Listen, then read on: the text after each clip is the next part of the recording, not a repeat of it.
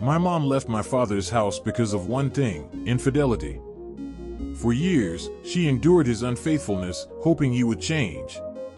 But my dad couldn't control himself, and eventually, my mom decided she had suffered enough. She packed her things and walked away. At first, I thought she would be okay.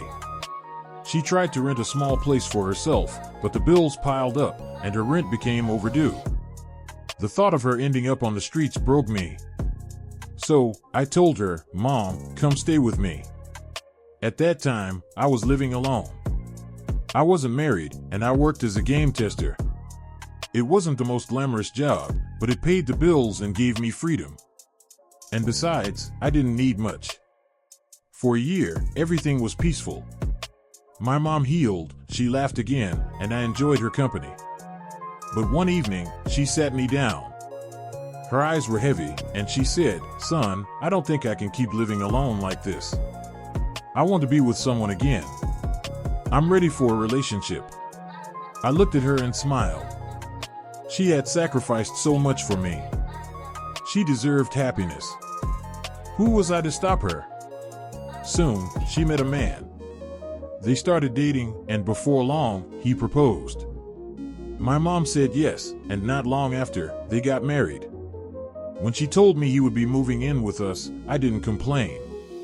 I thought, if this makes her happy, I'll accept it. But things changed. At first, he was polite. We exchanged greetings, ate dinner together a few times, and even watched football on TV. But then, little comments started slipping out. One day, he walked into my room and said, "At your age, you're still living at home, doing nothing all day?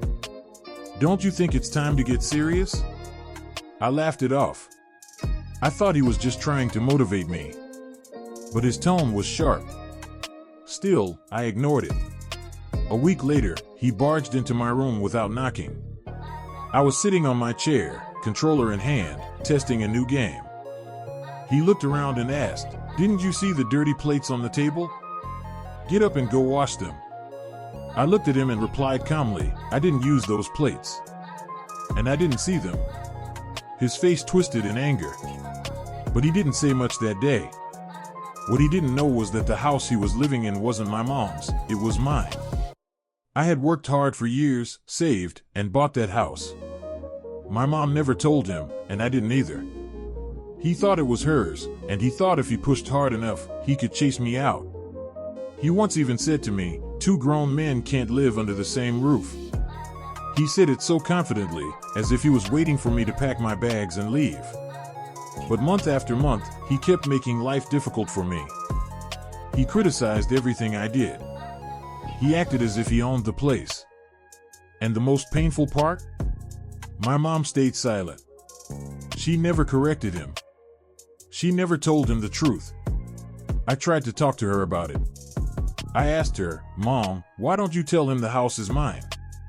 Why are you letting him treat me this way?" She sighed but gave me no real answer. At that point, I started to feel like a stranger in my own home. After some months, I had enough. One night, I called both of them into the living room. I looked at her husband straight in the eye and said, "You said two grown men can't live under the same roof, right? Well, I agree with you. And that's why both of you need to leave my house." He froze.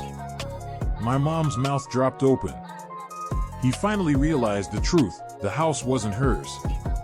It was mine all along. It wasn't an easy decision, but I stood my ground.